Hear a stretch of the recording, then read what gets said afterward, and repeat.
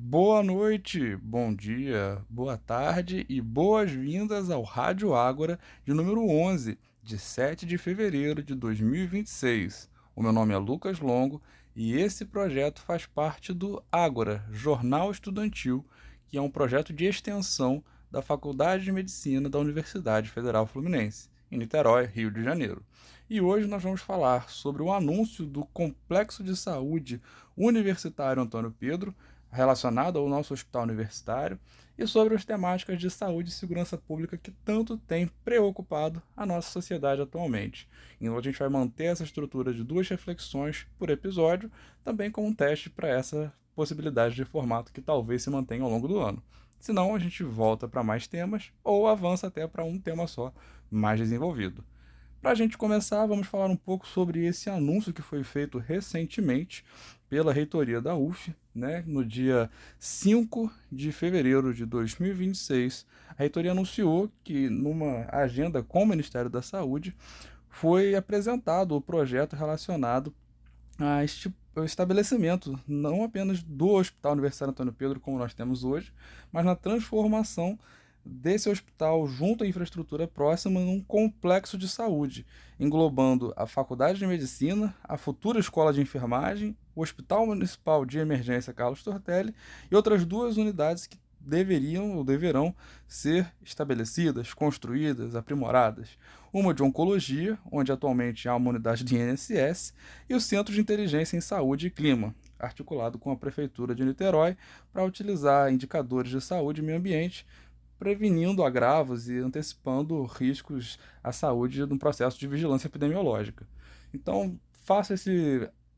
parêntese inicial com uma leitura, basicamente, né, do que foi anunciado recentemente, para poder discutir um pouco sobre a relevância e, do ponto de vista pessoal, tem um conflito de interesses em relação a isso. Primeiro, porque havia uma grande expectativa de toda a nossa comunidade acadêmica, principalmente que compunha o diretório acadêmico, mas também pessoalmente porque fui convidado para entrar no grupo de trabalho para o convênio com o Carlos Tortelli, o hospital municipal em questão, que é basicamente vizinho ao atual Hospital Universitário Antônio Pedro e que vai poder agora ter uma parceria mais profícua no que diz respeito a campos de prática para os estudantes, aprimoramento da infraestrutura gerencial e de fluxo de pacientes, com o conceito que a gente, né, conhece aí de navegação e das linhas de cuidado. Então, como eu falei, o conflito de interesses existe da minha parte, mas eu achei muito interessante, uma iniciativa que deve ser não só divulgada, mas cobrada pela comunidade acadêmica para que seja plenamente implementada, que seja, enfim, um acompanhamento feito das etapas do processo, que haja bastante participação, engajamento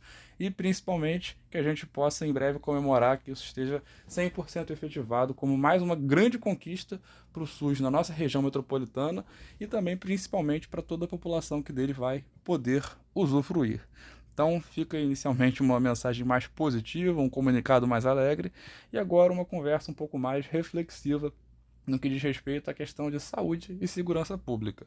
E por que falar dessa temática justamente agora? Desde a mega operação, a mais letal da história, que ocorreu no ano passado, em 2025, aqui no Rio de Janeiro, a gente do Ágora tem discutido bastante sobre essas questões e dentro do contexto do diretório acadêmico, inclusive, houve a proposta da criação de um grupo de estudos em saúde e segurança pública, tendo em vista as múltiplas interseções entre essas áreas.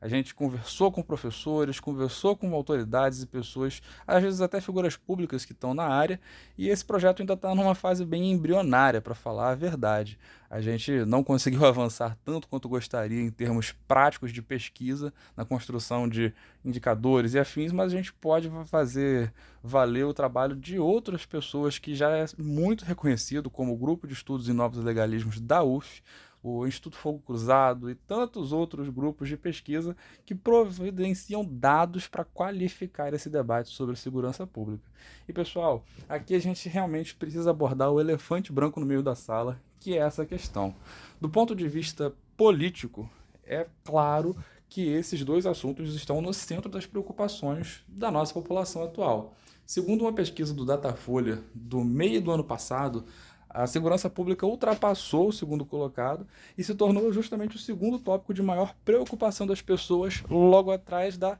saúde, em relação aos pontos críticos que o Estado brasileiro deve melhorar a sua infraestrutura. Do ponto de vista internacional, há uma clara articulação de grupos e organizações criminosas para que as substâncias ilegais trazidas ao Brasil não se restringam apenas a entorpecentes. Numa matéria recente publicada no G1, foi anunciada, descoberta por membros das forças de segurança relacionadas à Rota da Magreza, que seria justamente o aproveitamento por esses grupos criminosos das rotas de tráfico de substâncias para trazer, por exemplo, aquele famoso monjaro falsificado. Então, quando a gente fala de saúde e segurança pública, as interações são as mais diversas. Se você é estudante, se você é profissional da saúde, já esteve numa sala de trauma, numa emergência, você vai saber do que eu estou falando. Qual é a experiência de chegar lá e já encontrar pelo menos duas, três pessoas vítimas da violência urbana. E quando eu digo vítimas, eu não digo necessariamente que as pessoas sejam totalmente inocentes, veja bem. Mas a pessoa, às vezes, trocando um tiro, foi alvejada e ela vai parar no SUS. Seja ela um profissional em serviço, a serviço das forças de segurança do Estado, seja uma pessoa que estava trocando tiro e que, por mais que possa estar do lado errado da história do ponto de vista criminal, também é cidadão brasileiro e dotado de direitos. Então, do ponto de vista sanitário, quando a gente pensa em assistência à saúde, há um considerável gasto por parte do nosso sistema de saúde com essas falhas do ponto de vista das políticas públicas que deviam prevenir esse tipo de evento trágico. E quando a gente olha para a realidade nacional, muitas vezes isso pode parecer inevitável. Afinal, como que você pensa em cumprir, por exemplo, um relato que eu ouço frequentemente nesse tipo de discussão, um mandato de prisão numa determinada região, onde as pessoas já aguardam fortemente armadas para haver resistência? Então, de fato, são questões que eu não pretendo trazer respostas, não pretendo trazer soluções, mas pretendo trazer o debate, e principalmente que esse debate não se paute em uma inflexibilidade cognitiva, que a gente possa estar aberto às discussões e ao mesmo tempo reconhecer as limitações das soluções trazidas, desde aquelas que são mais extremas do ponto de vista antipunitivista, que é uma tendência muito recorrente da esquerda, a qual o Ágora geralmente é associado não de maneira errada, porque quando a gente pensa, por exemplo, em antipunitivismo, isso esbarra em limites claros, por exemplo, quando a gente chega em temas como crimes sexuais, crimes de ódio, feminicídio, dentre outros, ao mesmo tempo quando a gente olha para a política de extermínio, que também é uma realidade comprovada pelos dados, quando a gente olha para os índices de mortalidade, principalmente para as populações mais vítimas desse sistema. E principalmente quando a gente olha para os, abre muitas aspas, efeitos colaterais dessa política de insegurança pública, que se pauta basicamente pelo enfrentamento. Hoje, pela configuração legislativa do país, a segurança pública é basicamente por responsabilidade dos estados, não do governo federal. Há uma PEC em tramitação que vai ampliar a responsabilidade federal, ou seja, a responsabilidade da União, no que diz respeito a essa segurança pública. E, inclusive, no dia de ontem, né, dia 5 de fevereiro,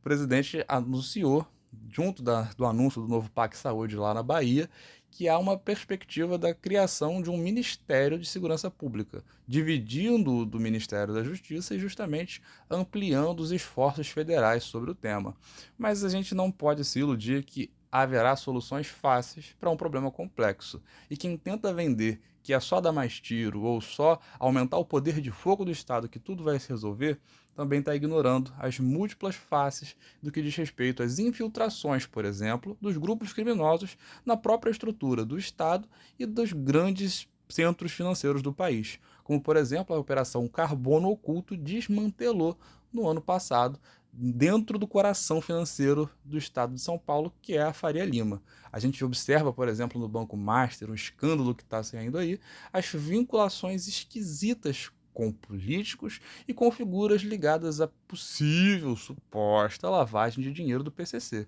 Então, quando a gente pensa nesses grupos criminosos, quando a gente olha para essas siglas, para territórios, para as franquias de ocupação, para a instituição de barricadas e para a violência urbana, pelos tribunais do crime, todo esse cenário gera, e é claro que ele vai gerar, pânico, medo e um instinto claro de um desejo por ordem. E esse desejo de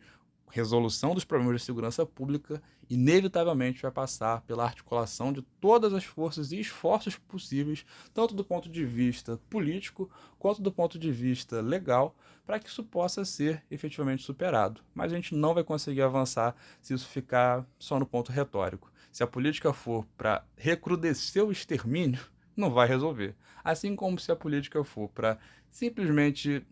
dialogar, a gente sabe que essas questões também não vão ser 100% resolvidas. É necessário sufocar economicamente essas facções, identificar as rotas e buscar melhorar o patrulhamento, mas principalmente é necessário que isso seja um esforço nacional. E para isso acontecer, a gente convida vocês também que estão nos ouvindo a dialogar com as lideranças políticas que você conhece, com a sua região e também com a universidade. Esse nosso grupo de estudos em saúde e segurança pública está absolutamente aberto ao diálogo e à proposição de temáticas que a gente possa efetivamente implementar, pensando na segurança pública na nossa região, e o Rio de Janeiro precisa de segurança pública, e no nosso país. Então, como eu falei, a ideia não era trazer soluções, era trazer reflexões, pautar essa questão, falar do elefante branco no meio da sala, que vai sem dúvida nos acompanhar ao longo desse ano e muito mais além. Até porque esse problema está longe de ser resolvido. Mas até lá, eu fico por aqui. Um grande abraço e até a próxima. Valeu!